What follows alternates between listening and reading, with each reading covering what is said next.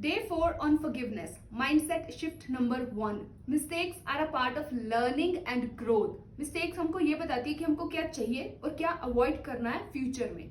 Basically अगर मैं आपके प्रेजेंट सेल्फ को, जो कि आपके पास्ट सेल्फ को बुरे तरीके से जज और क्रिटिसाइज कर रहा है, अगर सेम सिचुएशन पे डाल दूं तो वो सेम ही तरीके से एक्ट करेगा, बिहेव करेगा, सेम ही चॉइसेस और डिसीजंस लेगा. क्यों? क्योंकि इस सेल्फ के पास उतनी ही नॉलेज थी. उसने तो बेस्ट इंटेंशंस के साथ एक चॉइस ली ना, अपने लिए अच्छा सोच के चॉइस ली, डिसीजन लिया. अब उसके कंसिक्वेंसेस बुरे आ गए तो ये प्रेजेंट सेल्फ बोल रहा है कि तुमने गलती कर दी. So we have to understand कि mistake are a part of being human. हमें एक हेल्थी गिल्ट और हेल्थी शेम होना बहुत जरूरी है ताकि हम एथिकल और नॉन एथिकल चीजों में फर्क कर सके. अगर हमने एक्चुअली में कुछ गलत करा है और हमें फील हो रहा है और हमें गिल्टी हो रहा है उसकी वजह से, देन दैट शोज कि हम ह्यूमन है, हमें एम्पैथी है.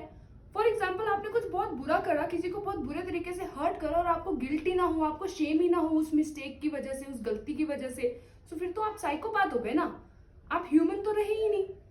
So understanding guilt and shame in this way helps us release all the guilt, helps us release all the shame, and we can learn from the experience, from the mistake, and then completely release it.